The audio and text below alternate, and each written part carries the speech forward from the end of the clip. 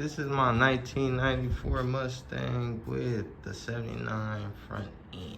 Right now, still trying to get all the fitment issues out the way before I think about paint. So cosmetic stuff I'm not worried about. When you look at it, you can see some of the differences here.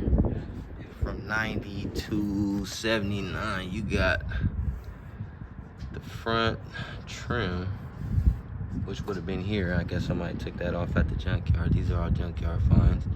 This was taken off of here. And if you look at the back trim, which is from the 90, this is totally different.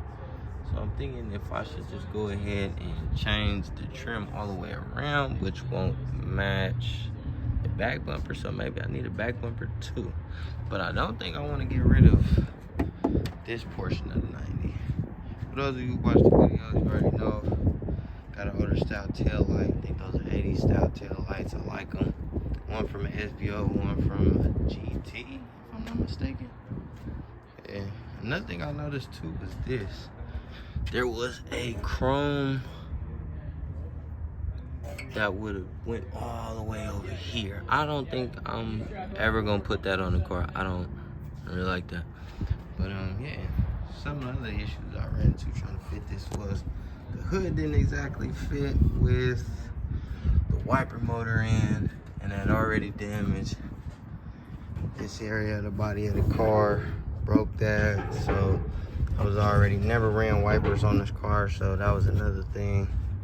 Really didn't care for it, so I'm thinking, I don't know what I'm gonna do with that, but I'm gonna figure it out. Yeah. And this is just basically where I've got. So altogether, I think what I've paid so far, I think I paid $65 for the front bumper. There was a core charge, $75 for each bumper, and $120 for the hood, as well as that thing, which goes beneath the bumper with headlights. There's a few things that were just a giveaway because it all came together. I wish I would have bought it all at one time. I probably would have got it cheaper. If I could have bought the whole car at this point, I probably could have got it cheaper. I don't know, maybe made some money, had an extra body of the car, but you know how pick and pull, I pull, you pull is. They're not gonna sell you the whole car once it's out there in the scrap yard. It's scrap. So I just didn't want to see this thing go to the scrap yard.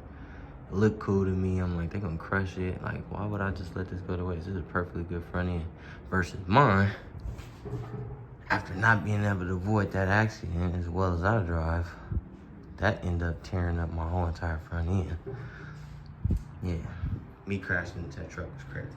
But yeah, so, yeah, and that's another thing you gotta look forward to. I don't know if you guys wanna subscribe or whatever, but I'm gonna do trial and error on the GT40 intake, Explorer intake on this thing. But gotta figure out some other motor issues because I did have a leak here, which I never figured out why I was leaking. Put a sealer in there, and I don't think that did anything. Because on my way to from Vacaville to Sacramento, I didn't have any issues, but once I made it back to Sac and I was daily driving this thing started to have smoke coming out the exhaust, as well as on what it would be the passenger side valve cover. A lot of smoke was coming up out of here, so I just figured I'd blow the head gasket. But I mean, who knows? I haven't torn apart the engine again. Could be a cracked cylinder, could be whatever. But yeah, that's some of the things that you have to look forward to getting from this channel. Yeah, I also got a T5, which I don't know what to do. Got a world-class T5. Don't know if I'm gonna stick shift swap this car, because this car is currently auto, which I like, but it doesn't go in reverse. That might be something that I have to take out just to get fixed. Yeah, and everyone asks about the seat. This seat is comfortable, not comfortable. So I don't really have an answer. Me driving the Vacaville in this thing, that was probably like my first long distance that I went in the car. I didn't get too far, but I did get there and back, and I didn't have back pains or ass pains.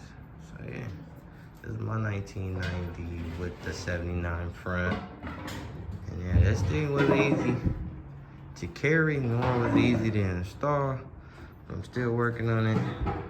And hopefully I can get this thing painted one day, but for right now, I got that junkyard shake. You know what I mean? Like, it ain't saucy, but it's okay for now. Until I can actually get a good painter that can put a pretty cool, you know, paint job as well as gloss. I think I want gloss this time. First time I think I went with single stage. And that was all right, you know, and I just ruined that. And the single stage wasn't bad. Like, when you look at it, there was like minimal drips. I don't know, somewhere. That was a scratch. I think it's on that fender, if you can see it. There was like minimal drips. It was like a little small stuff. Like, that's something that could have just probably been buffed out, cut and buffed out. But I don't think you can cut and buff that out. So yeah, that's trash. I think I'm gonna just keep it as a reminder, like, never drive in the rain. I might turn it into like a piece of art. It looks like decorative art on the wall now. So maybe I just get a frame for it, smash it even more, get a frame for it.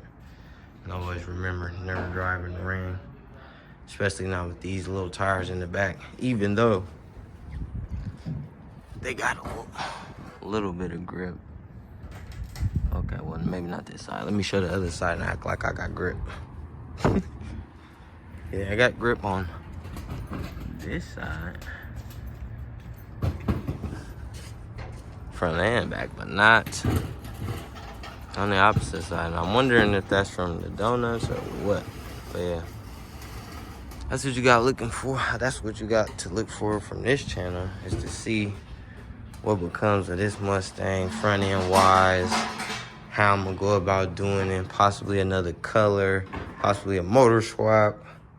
No, that might be a thing, because I got that motor, that T5. I know everybody was like wanting to see LS swaps, but I don't know nothing about this thing. So if anybody has some insight about LS swaps, you know what I mean, you see me out and about, just let me know how I can get that thing to fit in one of my cars, which one of 5 may house that motor. I don't know, I think that probably makes more power than that, or that makes more power than that.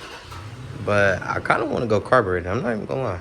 Like, if I was gonna put that in something, it has to be carbureted.